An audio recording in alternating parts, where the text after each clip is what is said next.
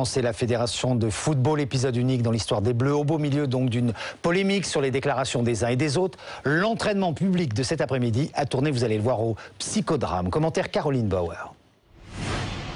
Il est un peu plus de 16 h cet après-midi quand l'équipe de phase encore, mais les joueurs ne sont venus que pour signer des autographes. Mécontents de l'exclusion de Nicolas Anelka hier, ils refusent de s'entraîner. Dès leur arrivée, une altercation oppose Patrice Evra, le capitaine, et Robert Duverne, le préparateur physique. Raymond Domenech est même obligé d'intervenir. Les joueurs se réunissent ensuite autour de leur capitaine et quittent le terrain. Ahuri et dégoûté par le comportement des joueurs de leur général délégué de la Fédération française de football. Ce qui se passe cet après-midi est un scandale.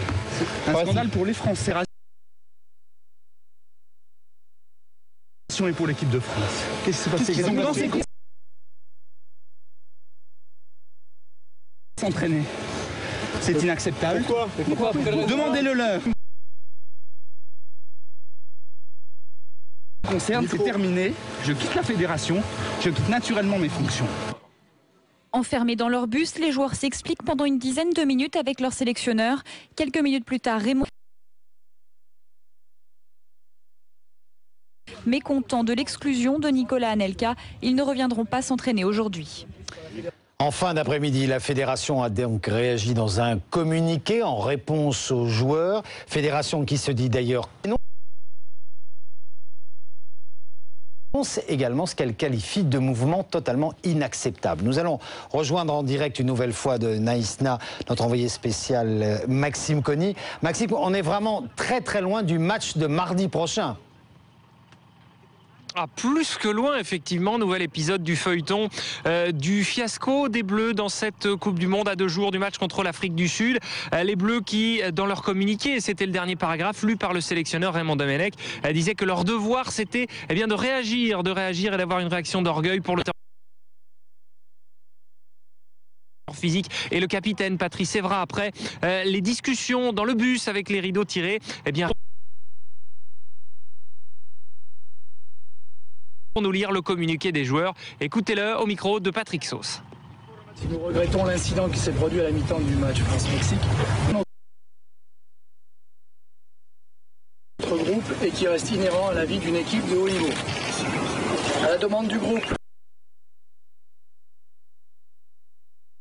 sa démarche ait été volontairement ignorée.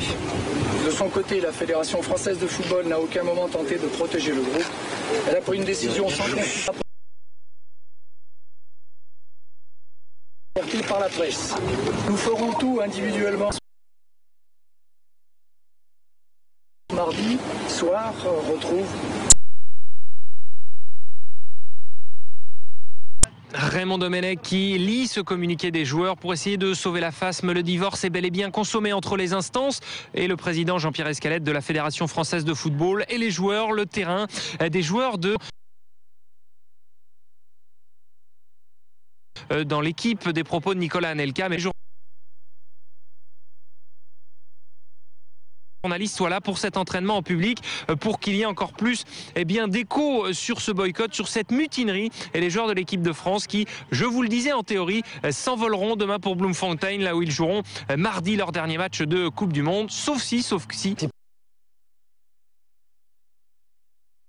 Pour ses commentaires donc au terme de cette journée rocambolesque. Et puis ce matin, Raymond Domenech avait minimisé l'affaire des insultes avec Nicolas Anelka. Autre surprise de la journée, Franck Ribéry qui s'était invité sur le plateau de Téléfoot pour, vous allez l'entendre, donner sa version des faits. Commentaire Aymeric Barraud.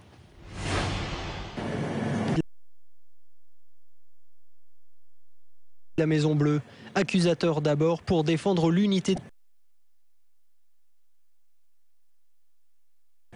Comme il a dit Pat, il y a un trade qui a sorti trop de trucs et puis que ça fait beaucoup de mal à tout le monde. On aura un soulagement de savoir c'était qui et qu'il n'a pas respecté le groupe, il n'a pas respecté personne, qu'il n'était pas dans cette Coupe du Monde. Et puis voilà, c'est comme ça, mais c'est dur. Incisif, le joueur affirmant qu'il n'avait aucun problème avec lui, jouant ensuite l'équipe qui souffre de tout ce qui se passe en ce moment. Souffrir. Quand je vois le cahier du collège, des choses comme ça, mais c'est comment on est en train de me parler comme moi. Ah ouais, j'ai les boules. Sincère, dit groupe, alors que tout prouve le contraire. À 2 jours d'un match qu'on a presque oublié, pourtant décisif, l'ambiance tant louée par les... Donc déclaré ce soir entre l'équipe de France de football et la fédération. Dans le reste de l'actualité de ce dimanche soir, Éric Woerth empêtré dans l'affaire Bettencourt après la diffusion d'enregistrements clandestins. Question donc sur le rôle joué par l'épouse du ministre du Travail. Le dossier porte sur d'éventuelles fraudes fiscales de la première contribuable de France. Commentaire Mariam Pirzadeh. Éric Woerth se défend. Non, il n'a rien à voir avec l'affaire Bettencourt. Il y avait une fraude fiscale, puisque c'est ce qu'on me dit. On me dit, là, il y a eu des écoutes ou je ne sais quoi, enfin, cette histoire de roman d'espionnage. On me dit, mais vous étiez ministre du budget, vous avez couvert. C'est ça qu'on me dit. Vous avez couvert de la fraude fiscale. Moi, j'ai une tête à couvrir de la fraude fiscale. Moi, je suis celui qui, en France, a été le ministre du budget le plus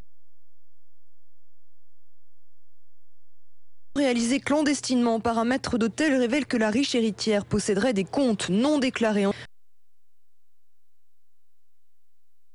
Le sien, mais aussi celui de sa femme. Florence Woerth est employée depuis 3 ans par une société qui gère... Patrice Demestre, le gestionnaire de Liliane Bettencourt, engager sa femme. Des mots troublants qui laissent entendre qu'Éric Woerth aurait pu être informé de l'existence de comptes non déclarés. Le ministre contre-attaque. Accuse Florence Woerth d'avoir organisé la fraude fiscale de Liliane Bettencourt. La révélation de ces enregistrements pirates intervient à quelques jours du procès de François-Marie Bagné. L'homme est accusé par la fille unique de la milliardaire d'avoir profité de la fragilité de sa mère pour obtenir